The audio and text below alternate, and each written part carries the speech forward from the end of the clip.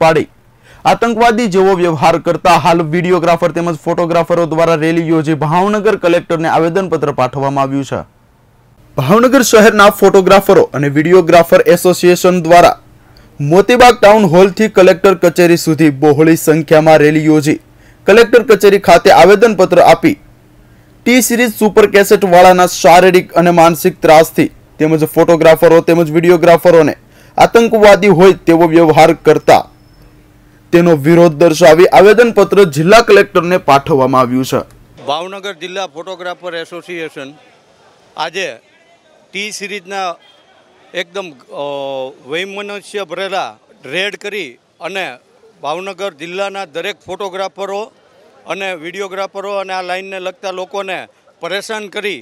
અને એક જાતનું અન્યાયી રીતે પૈસા ઉઘરાવવાનું જે કાવતરું કરી રહ્યા છે અને કહેવાતા ટી સિરીઝના અધિકારીઓ સીઆઈડી ક્રાઇમ બ્રાન્ચને સાથે જોડી અને 2 દિવસ પહેલાં એક આતંકવાદીને પકડવા આવ્યા હોય તે રીતે ડૉક્ટર હાઉસમાં રેડ કરી અને જ્યારે આવેલ અધિકારીનું ધ્યાન દોર્યું કે આ બાબતનો અમારો કોર્ટમાં દાવો ચાલુ હોય તો પણ એમણે એ દાવાને ન ગણકારી અને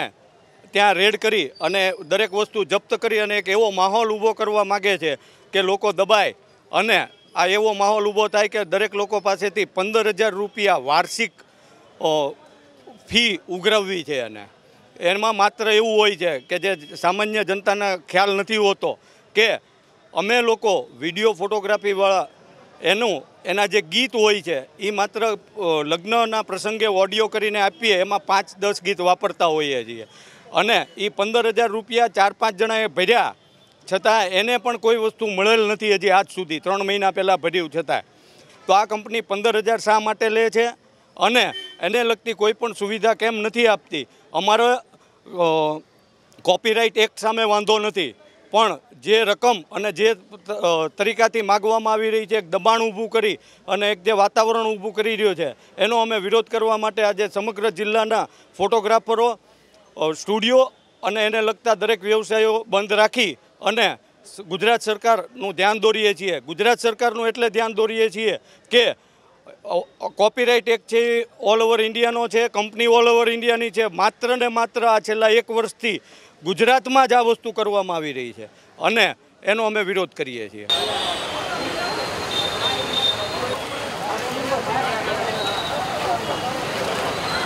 જ્યારે ભાવનગરના ટી સિરીઝ સુપર કેસેટ વાળાઓ સીઆઈડી ક્રાઇમના અધિકારીઓને લઈને અચાનક દુકાનો પર રેડ પાડે છે ત્યારે આજુબાજુના વેપારીઓ ટોળે વળે છે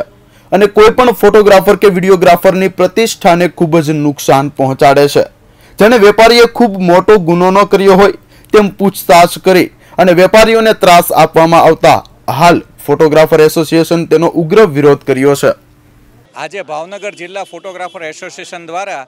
ટી સિરીઝના જે વહીવટકર્તાઓ છે એ લોકો દ્વારા જે હેરાન પરેશાની કરવામાં આવી રહી છે એની માટે બધા જ સ્ટુડિયોવા અને આ વ્યવસાયને લગતા તમામ લોકો આજે હડતાલ ઉપર ઉતર્યા છે। બંધનું એલાન આપેલું છે અને બહોળી સંખ્યામાં લોકો અહીંયા આવ્યા છે અને અમારું તો કહેવું એમ છે કે તમે જે કંઈ કાયદેસર રીતના થતું હોય લ્યો પણ અમને એની વ્યવસ્થાના ભાગરૂપે કોઈ સોફ્ટવેર કે આ કે તે કે જે જરૂરી છે એ તો આપવા તમે બંધાયેલા જ છો તો શા માટે તમે એ વસ્તુ આપતા નથી ને આવી રીતના ખોટી રીતના આવીને રેડ કરી અને વ્યવસાયિકોને હેરાન કરી રહ્યા છો। આ બાબતે અમારું કહેવું એટલું જ છે બીજું કે તમે પ્લીઝ અમારા વ્યવસાયિકોને હેરાન ન કરો કારણ કે એ લોકો બહુ જ તે નાના એવા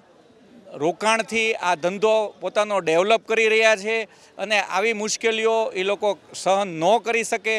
માટે તમને ફરી એકવાર વિનંતી કે પ્લીઝ જે કંઈ હોય તે તમે કાયદેસર રીતના પ્રોવાઈડ કરો એવી વિનંતી। સમગ્ર દેશમાં સરકાર રોજગાર તો આપી શકતી નથી પરંતુ નાના એવા 10 થી 15,000ના રોકાણ કરી અને ફોટોગ્રાફર પોતાનું પેટીયું રળે છે। આ પેટીયું રળતા ફોટોગ્રાફો ધીમે ધીમે કરતાં પોતાનો વિકાસ કરે છે, વિડીયોગ્રાફીનો કેમેરો લે। હવે આવા લોકોને નાના માણસોને સરકાર રોજગાર આપવાને બદલે આવા લેભાગુ તત્વોના હાથે પકડાવી અને દંડની રકમ વસૂલ કરે છે તે ખરેખર શરમજનક છે। કેમેરામેન નાનું ચુડાસમા સાથે પ્રદીપ શુક્લ, વિટકોસ ન્યૂઝ, ભાવનગર।